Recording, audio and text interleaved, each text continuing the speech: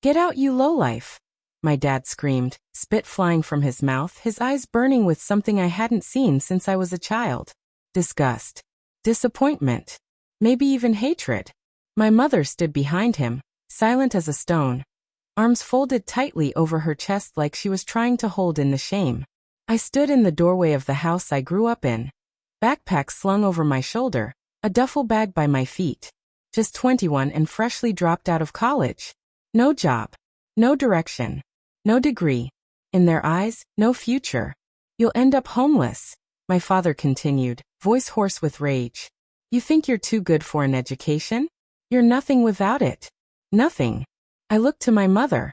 I didn't expect a hug or a reprieve, but maybe a flicker of warmth. A hint that I wasn't totally alone. But her lips were pressed into a flat line. She turned her face away. That was the last time I stood inside that house. I slept in my car that night. It was late fall, cold, bitter. I stared at the ceiling and replayed the shouting, the name calling, the parting shot that stung worst of all. You're trash, my father had said. That's all you'll ever be. Trash. It echoed. They'd always wanted a doctor. A lawyer.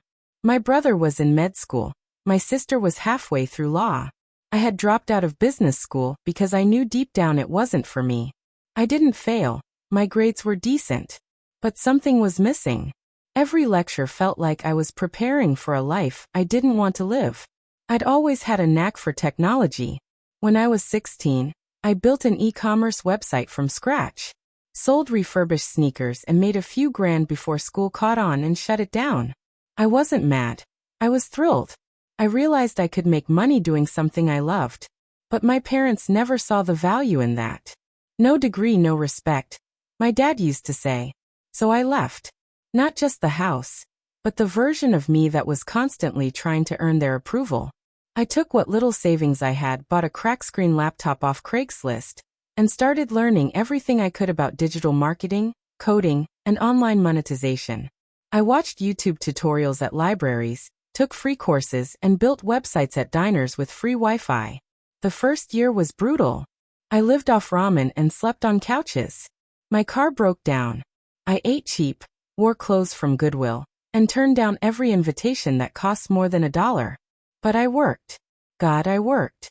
My first real break came from an online store I built for a woman who sold homemade candles. She paid me $400.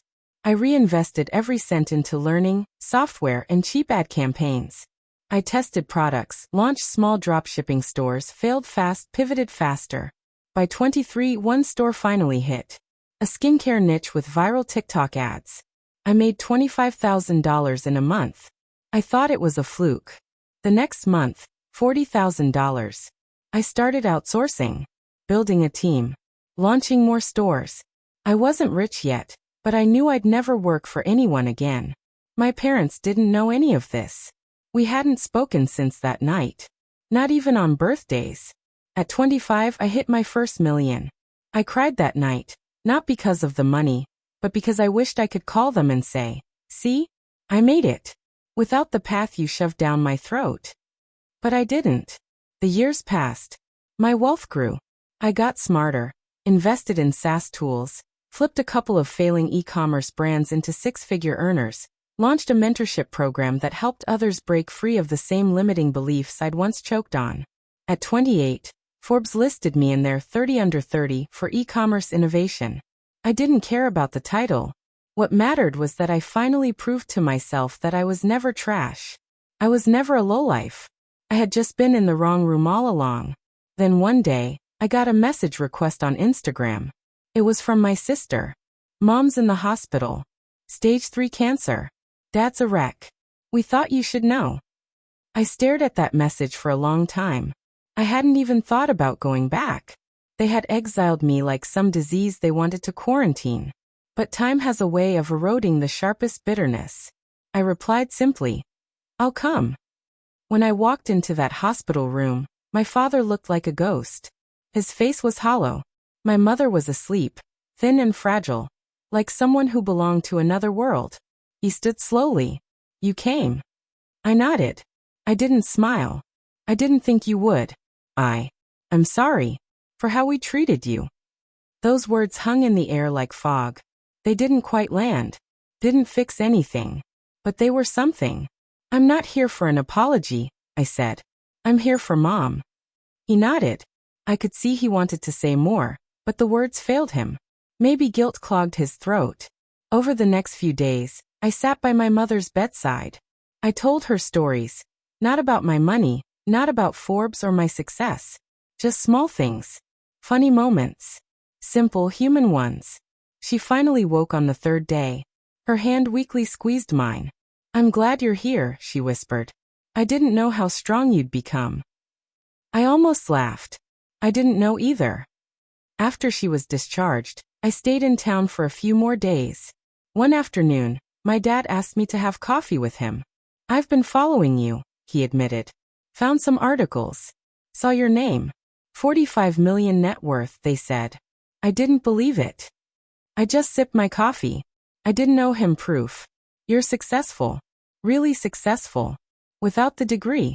Without our help. I met his eyes. You called me trash. He swallowed hard. I know. I hate myself for it. I didn't answer. There was nothing to say. I had forgiven him, but I hadn't forgotten. As I stood to leave, I took out a check and slid it across the table. $100,000. Enough to pay off the house, Mom's treatment, and then some. This isn't for you, I said. It's for her. He looked down at it, eyes wide, lips trembling. You don't have to do this. I know. I walked away without looking back. Some betrayals don't end in revenge. They end in distance. In growth. In proving your worth not through shouting, but through becoming. They called me trash for not having a degree. They didn't know I was worth $45 million. But I did. And that's all that ever mattered.